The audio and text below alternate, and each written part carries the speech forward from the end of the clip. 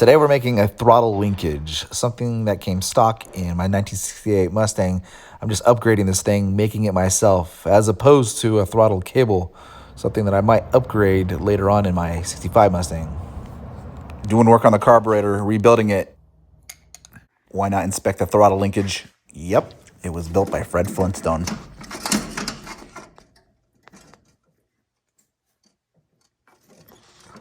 For this project, I did the eyeball measuring procedure where I put it in place, marked it, and cut it. And if it was still too long, I cut it one more time. But keep in mind, if you cut too much, it doesn't grow back. I mean, granted, you have a little room to play with, but just make sure you don't cut it too small or too short. With all that being said, it's a good idea to know what the minimum measurement is. Just take yourself a ruler and measure it out and get a decent idea of what you're working with. If you're good at algebra, all you have to do is subtract the threaded lengths of the rod ends. Subtract that from the total length that you got from the ruler, and you'll know what you can cut the threaded rod to. When you're done and you have the correct measurements, be sure to stop and reflect back on an algebra class, the very place you learned to do algebra in the simpler times back then. I originally wanted to order an upgraded aftermarket throttle linkage for this Edelbrock carburetor sitting on top of this 289 in this 68 Mustang. After getting a little bit of inspiration watching somebody else build this throttle linkage, I decided to do so too. It's only after that I figured out that Scott Drake actually has a replacement throttle linkage that I could have used, just bought, probably for the same price that I brought the material for. But hey, you live and learn. Where I drew my inspiration to make this is I came across a guy's channel where he actually did this, and I wanted to see if I could duplicate what he did. If you go to this guy's channel and watch his video, you'll see he used different parts than me. I actually think his parts are a little bit more exact. I used some nuts and bolts that were just lying around. Shame on me, but whatevs. If you have yourself an old classic American car, it's nice to keep things standard, inches, imperial versus metric. Whoever worked on this car before me put a bunch of metric parts in it, and here I am adding to the problem. So just keep that in mind when you're working on your vehicle, whether it's metric or SAE standard, and try to keep them all the same. But hey, if the mistake's already been had, what's the harm in adding a few extra nuts and bolts of the European measurement? The vehicle's already riddled with them. And to muddy the waters even more, the car's being shipped to Europe as it is, so at this point, who cares? Other than that, here are all the rest of the parts that I used to order from Amazon. The 12-inch 5/16 brake line is the one part I picked up from the auto parts store because I didn't find a suitable match on Amazon. We measure. It's roughly 10 inches. Good thing we have the rod ends, which are threaded, so that we could increase or decrease the total measurement if we see fit, which we will do sometime throughout this video, probably towards the end.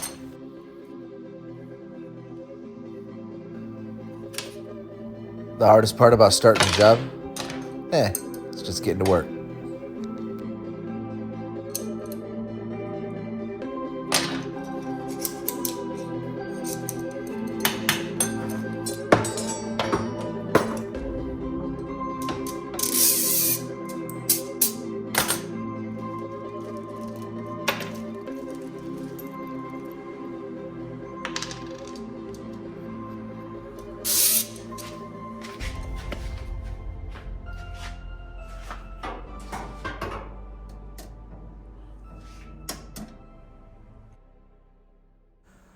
I probably should order me a bandsaw, something simpler, safer, and make straighter cuts. But until that day, I'm using a Sawzall.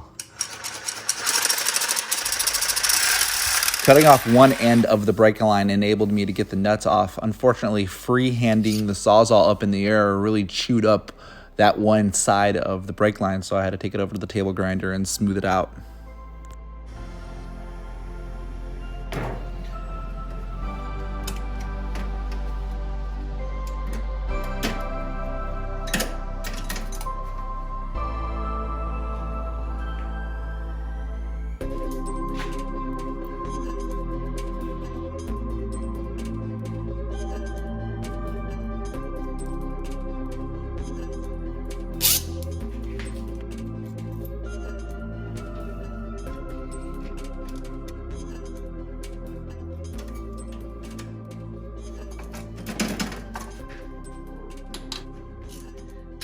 Sandwich method.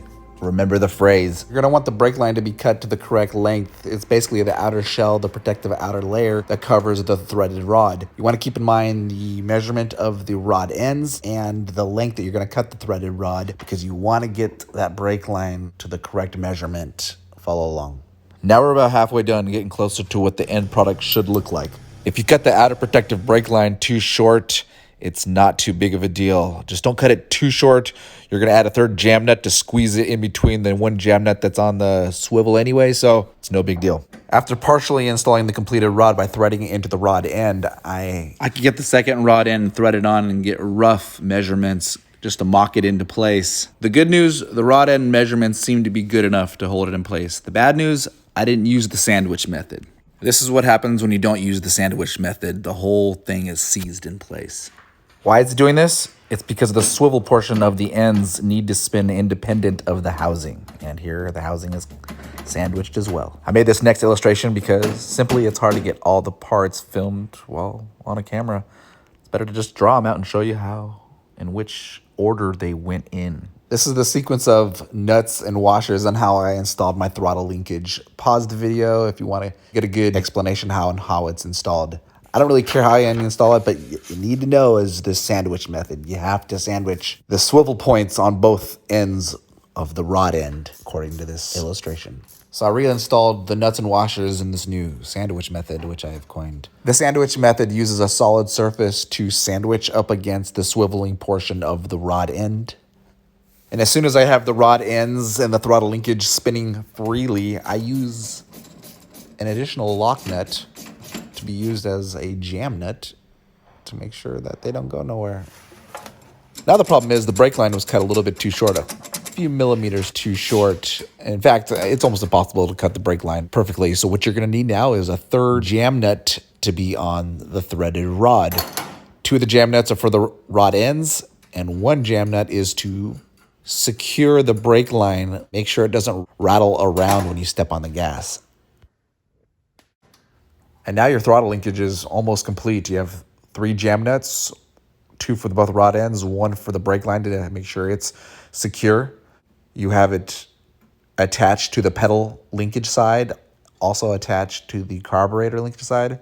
What else could go wrong? What else could go wrong? I'll tell you what else could go wrong.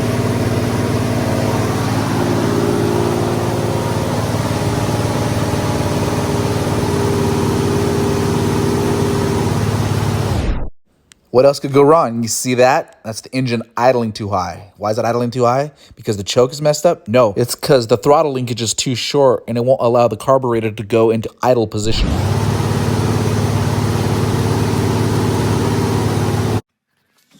So what's one to do? Good thing when I made the throttle linkage, I allowed myself some room to grow. So lefty-loosey, open that thing up and increase the length of the throttle linkage, thus making the idle correct.